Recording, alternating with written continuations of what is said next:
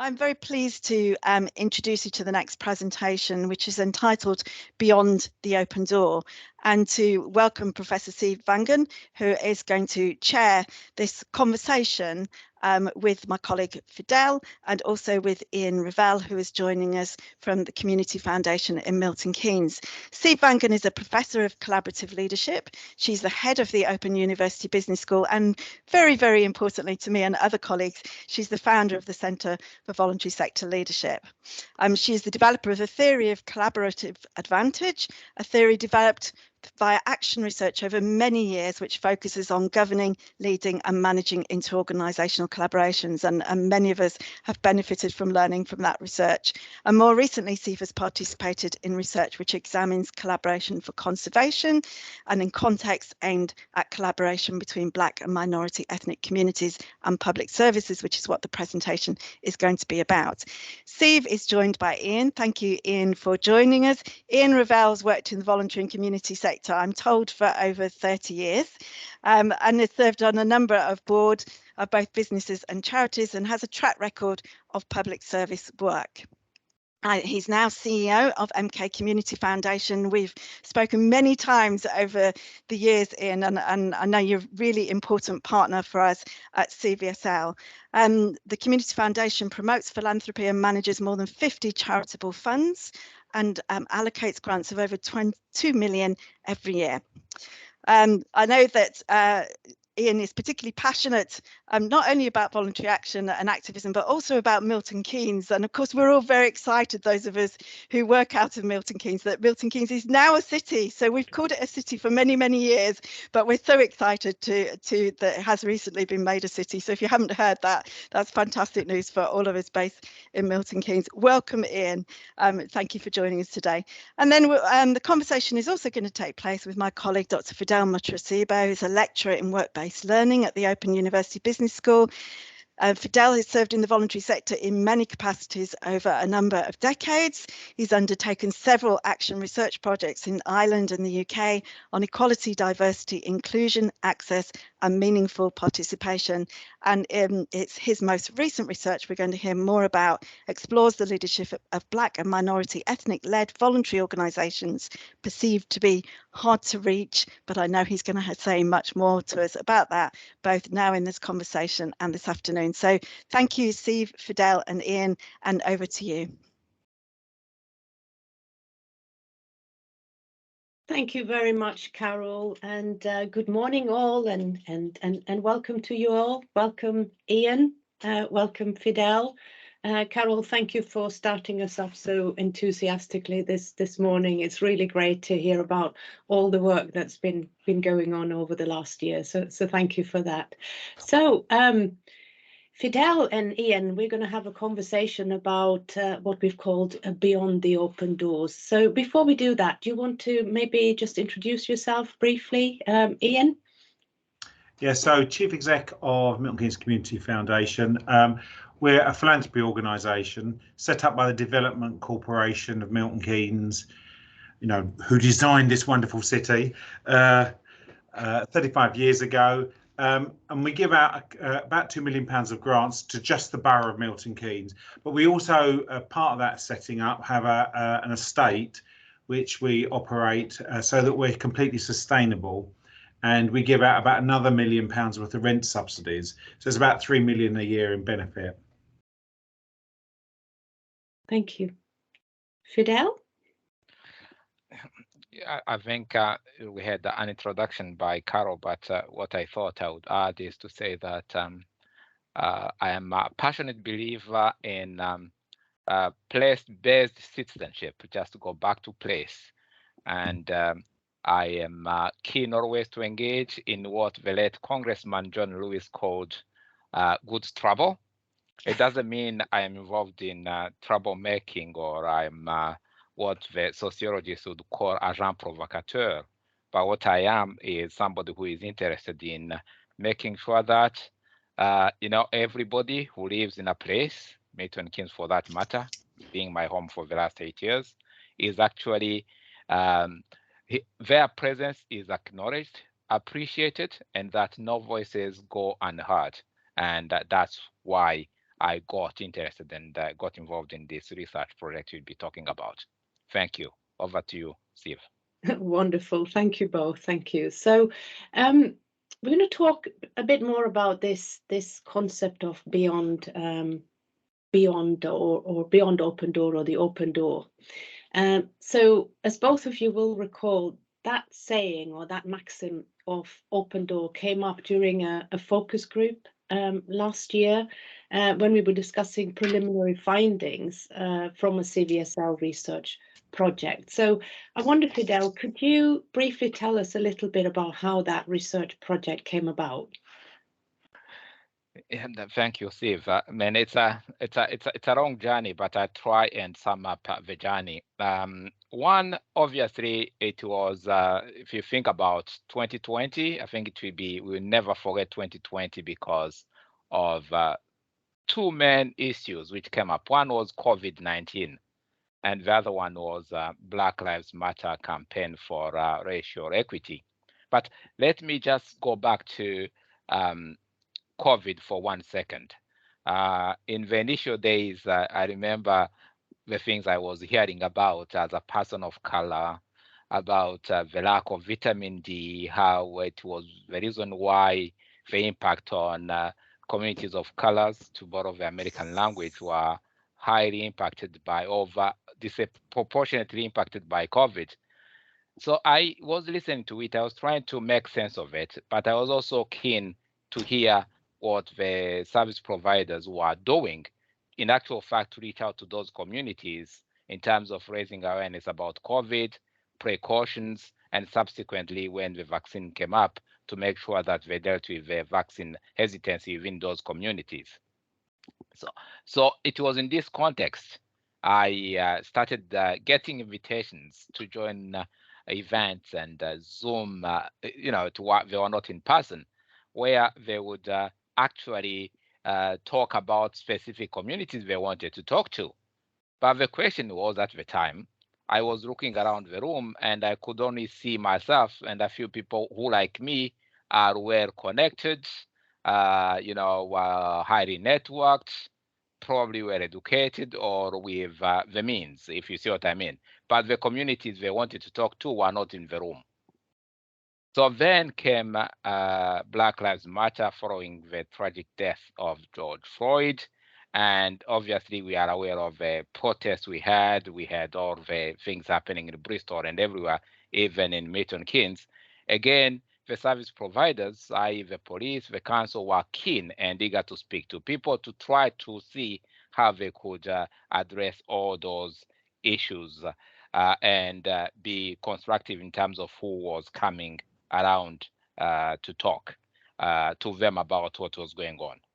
But I think the key for me, apart obviously from the money from the Open University, because the research would not have happened without the Open University putting up a fund which allowed us to do the research, the key for me was asking myself if my presence in the room meant that the door, which we are talking about going to the maxim, was open to everybody who happened to be from Black, Asian, minority ethnic background, or if it was only open to some of us who are welcome, whereas others were kept out. So that the backdrop would be, my own lived experience as a perceived leader of Black and ethnic minority communities, although nobody asked me for credentials before getting invited. Yes, it doesn't mean I don't have credentials, but you can't just assume that because I'm putting myself forward as a leader, I'm de facto a leader. And then COVID, obviously Black Lives Matter, plus getting the resources to go and do something about it. And then obviously we talk more about what transpired from the research, but for a start, that's the background to the project. Fidele, thank you so much. I know it's difficult to summarize that research, which has been going on for years for you, and there will be opportunities to explore much of that in more detail. Now, Ian, coming to you, I know you've been very enthusiastic about this research as well. So can you tell us a little bit about why that is the case?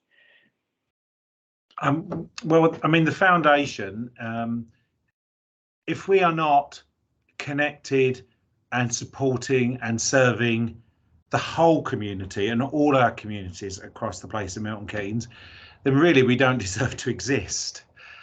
And one of the wonderful things about Milton Keynes, something we recognised a few years back, I think 2 strategic plans ago, was the diversity of this place, Milton Keynes, is changing rapidly and very positively. I'm still waiting. Obviously, the census stuff hasn't come out, but last year we were understanding that 46% of children in our nursery education were from ethnic minority backgrounds.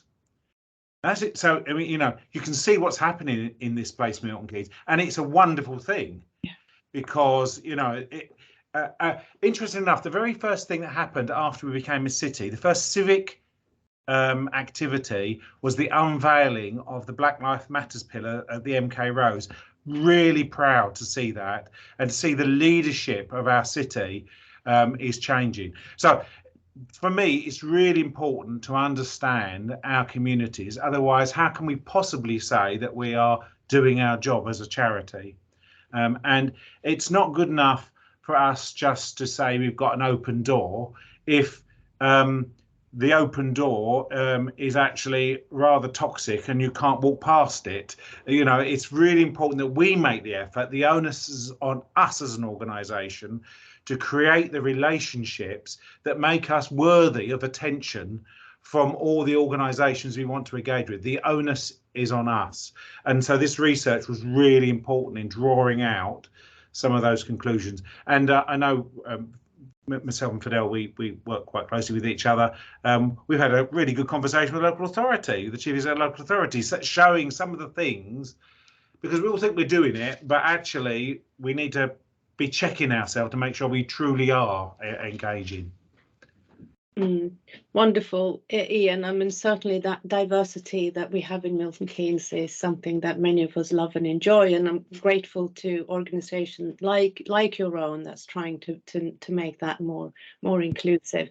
So, Fidele first, I think, maybe going back to that open door maxim, I wonder if you can tell us how the door can be open to some and closed to others in the context of equality, diversity, inclusion and access. And now thinking perhaps specifically about Black and minority ethnic communities. Thank you, Siv. So one of the things which emerged from we have the project has been evolving. So this afternoon we'll be able to go back and reflect on what we are learning from each sequence of the project. But the first one, which was 2020-2021, helped us to develop and come up with a typology of engagement. And I will just speak a little bit about the typology of engagement, which is a follow-up to what I said earlier.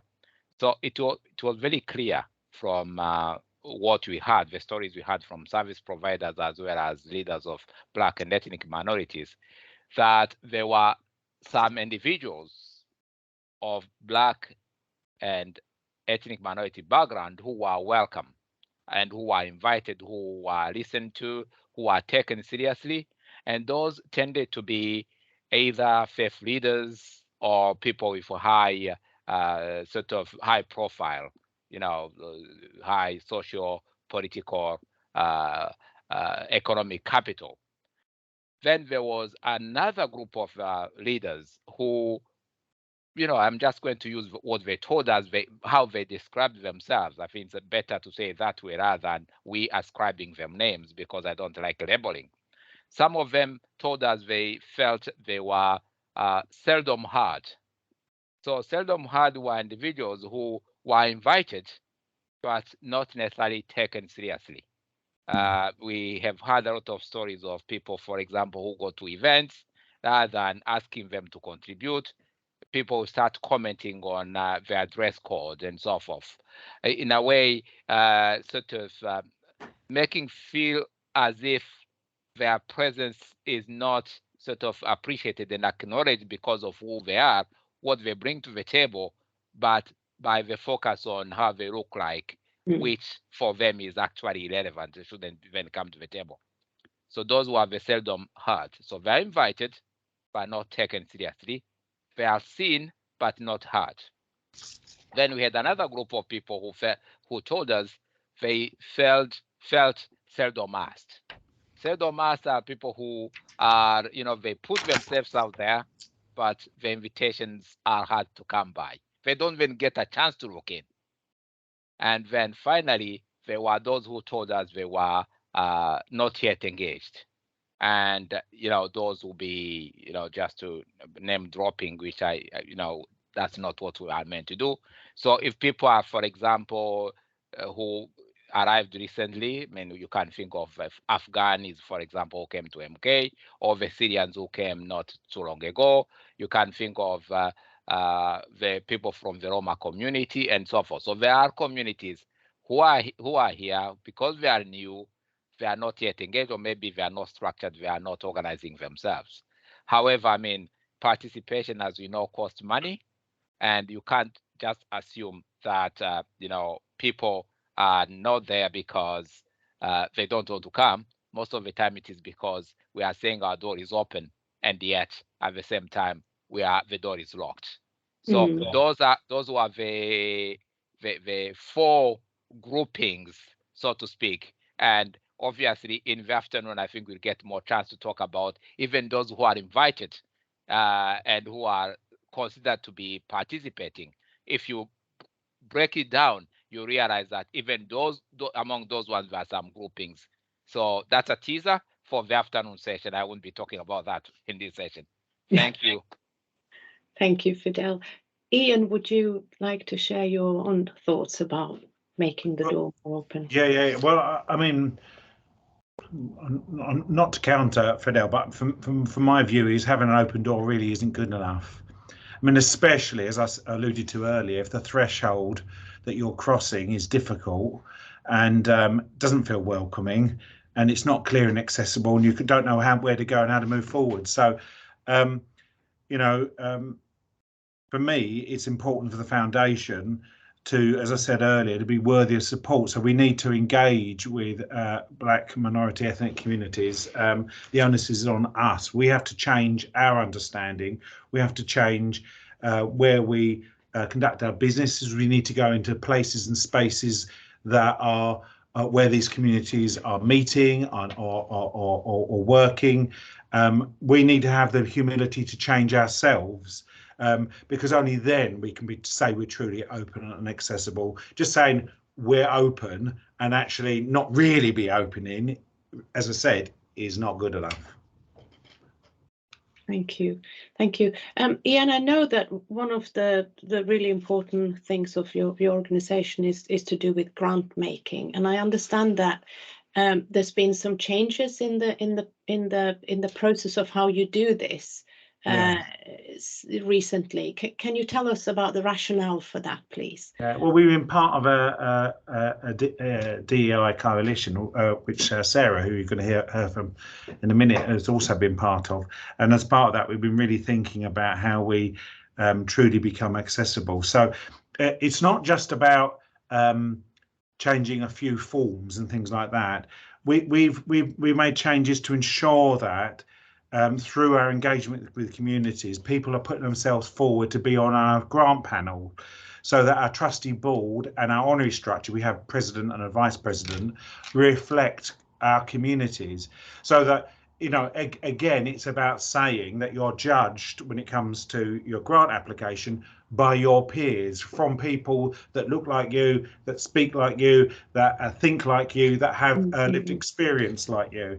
And that for us has been a big difference, and also making sure that when we do our application workshops, that the whole issue of diversity and inclusion is central to the judgment that's made. So we've even changed the forms, and we've said, there's a section in there asking about what you're doing to engage with communities. So the foundation is, if we're going to give funding to organisations, we want to give funding to organisations that are not saying we've got an open door, but we're not really welcome.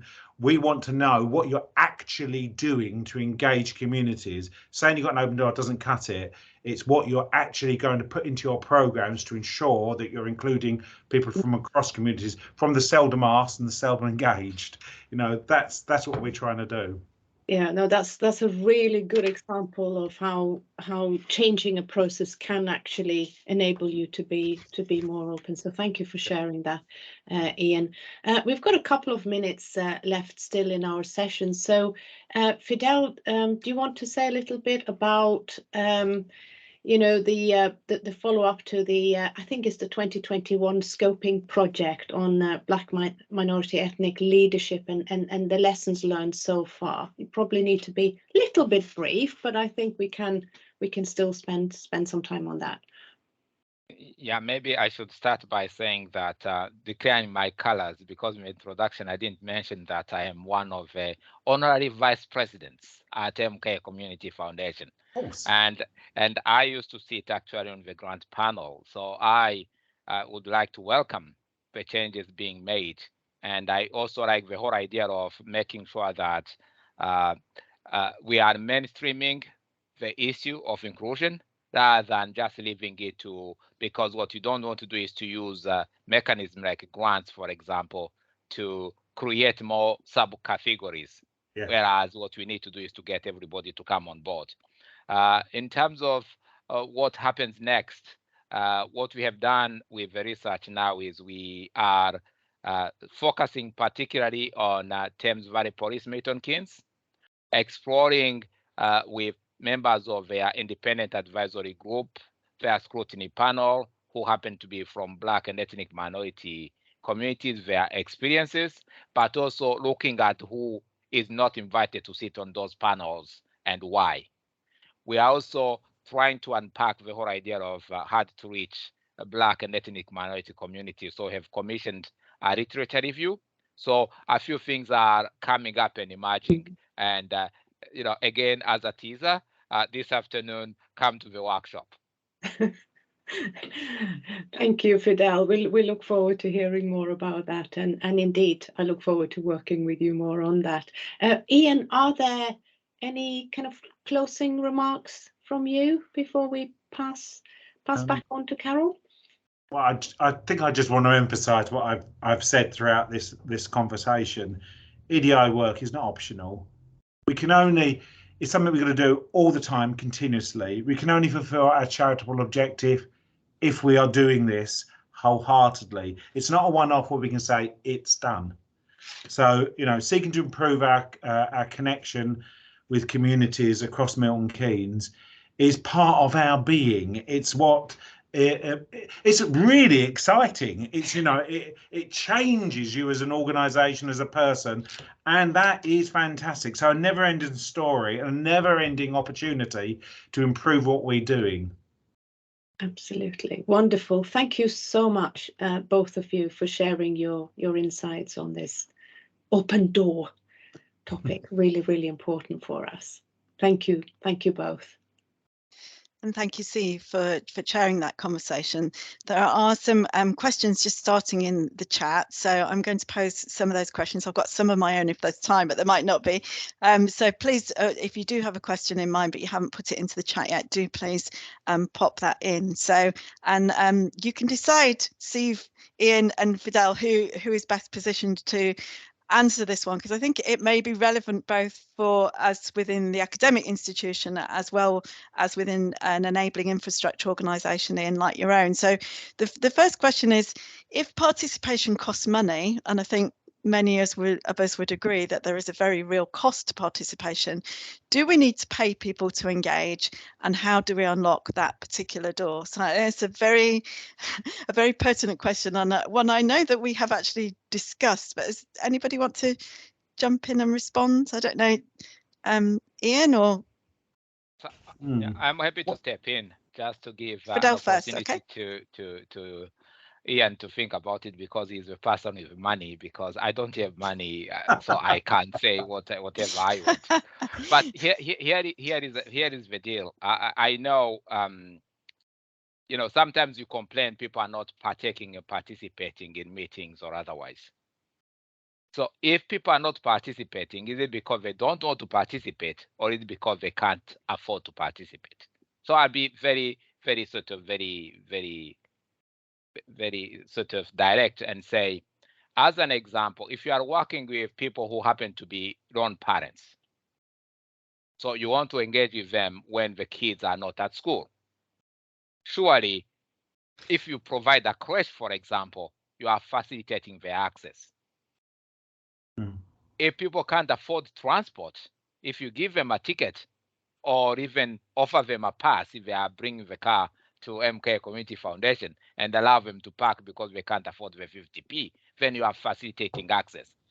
But by the same token, we have to be very careful not to assume that because somebody is a person of color, they have those needs, because there are some people who associate color with poverty, and it can be offensive offering help to somebody who doesn't need help. But by all means, if people need help, provide the help. Simply, I think the answer to the question is yes. Of course, you need to fund it. If you, so in the same way that we, in our applications, we're a real living wage employer ourselves. So, when applications come in and voluntary sector groups are not paying people properly, we will top up the grant. So we will do that, but I think it's a little bit more subtle than that, because it's interesting what you say, Fidele, about don't assume that people from ethnic minority communities are poor and need specific help. I think it's about we need to go into communities, make ourselves available to be in spaces where communities feel safe and want to engage onto, if you like, their space, their territory, their place, their sense of ownership. And a couple of things we've done in the background. So we rely on philanthropy, and because of the demographic of our city, it's changing. Obviously, the sort of people that would be supporting the foundation in the future are going to be from different backgrounds, and we don't have those sort of networks. So what we've done is we've facilitated the creation of an ethnic business community network. We don't own it. We are members of it. We've funded it a little bit, but it's very clear that we are learning from it and are members. So we are not leading. And the same with the cultural forum, which I know Fidele's been involved in. Again, we kind of wanted that to happen, but we're not leading it because how can we? And we've been, we put funding that way. So I think it's all over the place. Yes, you need to fund it for projects, and if it's in a project application, then we will support it. But also we need to do some subtle stuff in the background to enable communities to meet and to find a voice and to do the learning and the connection and all that sort of stuff. Thank you. Steve, did you want to add anything to that? Well, I think we've had related conversations at the university as well, haven't we? In particular, making sure that our need for learning when we're doing research isn't necessarily the needs of the community, and being sensitive to that. And so we've talked a lot about how we do engaged work, engaged knowledge exchange in ways that are meaningful to all. So I think it's not just about payment; it's about a lot more as well. So, yeah. Thank you all three of you. I think you've really sort of drawn out that yes, absolutely, you agree with the point that there's a cost, but also that there's quite complex ways to respond to that, and that's not an excuse for us not acting, but we need to think in quite diverse kind of ways about how to ensure people have the capacity and the possibility of engaging. So thank you for that. I'm just picking up on the chat. You may be looking at the chat as I am at the moment. There's a point here. So several of the comments are actually sort of observations rather than direct questions, but there's a point here made about gender. This is, I think VJ says, my observations are based on 2 small volunteer organisations. Women are busy doing jobs. They expect men to attend the meetings. There are language barriers as well. There's a lack of experience of meeting people. In other words, the challenges of inclusion are really complex, and there's gender intersects with issues of race and minority ethnic background. There are issues of language. There are experiential kind of issues going on there as well. Does anybody want to just speak to that? It's I mean, I think we'd all go, we absolutely agree with the point, but does anybody want to speak to it? It's not easy. But as I said, it's part of what makes our organisation. If we don't do it, we're not doing our job. And it's hard and it's difficult, but great. You know, we've got to do it. Okay. Anybody else? Yeah, I'm just thinking of, whether it is gender, whether it is language difficulties, it's literally what it means going back to the open door, is to make sure that the door is open, but in a bespoke way. In other words, you provide the support somebody needs to be able to access the door, rather than saying we have universal access. Look at the specific groups who may not be able to attend. So in other words, if you are going to talk about, things, let's say, I don't know, those gender stereotypes which are done by women, and when you are talking to men, what difference does it make? Those changes are not going to happen because you're not talking to the right people. And then if you are engaging with people, are you asking them to be accountable to the people they claim to represent? Or are you just doing it for the sake of it and then ticking a box and saying, done and dusted, we have spoken to those communities, it's over and out? And same with young people, for example. If it is young people, I have worked in service provision in my previous life, and what used to shock me was actually parents bringing their kids as interpreters. And sometimes they are talking about sensitive things which children should not hear. And then as a service provider, you have to ask yourself, is this right? Or should I invest in getting a proper translation service? So I think it goes across the board. The key is literally to look at the individual and providing a service which they can access, rather than saying, welcome, we are open, come in, without looking at those nuances. Yeah. Thank you. I'll take from that bespoke and investment. And there's another point made, this is probably our final sort of point. There's a point made about the importance of relationships and relationship building in this field. But I also just wanted to link that to some of the issues that are raised earlier about digital. So it's interesting. So Fidele, I know because I was part of it, that certainly some of your early research, for example, took place online, and we had focus groups online because that was all that was possible at the time. But I just wanted to ask you, how do you balance, and maybe this could be either in the research or Ian in your work in the foundation, how do you balance the potential of digital? Is there potential of digital to increase inclusion and diversity and to engage with people who aren't otherwise engaged with, at the same time recognizing that relationship building is absolutely core? And I think we all know that relationships are not the easiest thing to develop in this strange online space in which we speak to each other, and it's difficult to pick up all your non-verbal cues and so forth. So have digital and relationship building, how do they work together, perhaps? Fidele or Ian? No, I'll give it a go. You are raising a very important issue, which I also add trust. So how can you engineer trust if we are working in a sort of a virtual environment? And unfortunately, research-wise, our hands are a little bit tied. Maybe the Open University is going to review how the ethical processes, and maybe give some leeway come next year.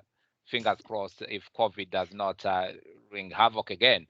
But it has been difficult in the current iteration of the project to meet people with whom we have no contact.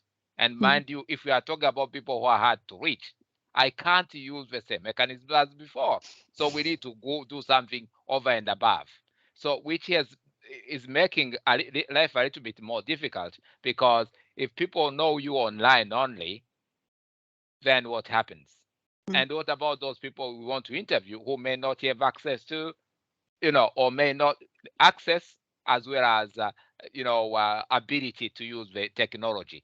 So we may be including while excluding other people. So we have to do more, and relationships matter in this particular environment, and it takes time to build up the relationships, and it is difficult to build them using actually only the digital platforms. So we need to have both digital, both in person, and we need to make sure that it is not a relationship which is always extracting, because that's the danger of we as researchers going in and taking the information, because people are telling me this is the challenge which came across yesterday. somebody told me, Fidele, you are doing great work, but you know what? Maybe you should link the research you are doing with a current, important issue. For example, in the case mentioned was knife crimes. Mhm. Maybe you need to look at, how the community is engaging with the police in the context of dealing with the issue of knife crimes, which is legitimate. So therefore, we can't just be extracting. We have to respond, and we have to take our colleagues seriously. Yeah, thank you. It comes to this really important conversation that we've had throughout the whole lifetime of CVSL and probably before about how to ensure that research is really useful to research participants and isn't simply something that is useful to the academic institution. Ian, I just wondered if you wanted a last word on relationship building and digital, or indeed anything else that you wanted to say before we close down this section. Yeah, well, it is really difficult. I mean, I think we did okay through the COVID period, and when the point of view of going online and doing everything virtually, but that was built on relationships that were already kind of there, and it's funny, isn't it? When we came out of lockdown and we saw people in person for the first time, I don't know about you, but I kind of didn't know what to do. I was, in some instances, I wanted to hug people, but you didn't know if you should punch, fist punch, or, all that sort of stuff. It was really weird. And the hybrid working is a strange thing, where you have some people in the room and some people online, and trying to remember to not have two separate meetings, is a very difficult thing. I mean, it's something I think we're going to have to invest in more, not just in kit, but in people to be watching out to make sure those connections are made. I mean, this morning we've got Heidi that's doing it in the background, and you need that, don't you? You need that extra support. But I don't think digital is ever going to replace the one-to-one contact. It can't ever. But it might make it easier. And interestingly, recording, we'll see how that goes, because now you can go back and see many more things, whereas before we were a bit more nervous. The jury's out for me. Let's see. So yeah, swings and roundabouts. The recording one is always interesting, because you're aware as you speak that actually that recording is going to sit on a website and you can see it later, and lots of people can see it later, which is good and also challenging. Thank you so much, Siv, Ian and Fidele, for sharing with us. And just to remind everybody that there is a workshop on this theme with Fidele this afternoon. But Ian, thank you especially to you for taking time out of your busy schedule and joining with us, and for being with us on the research journey. That's really, really important.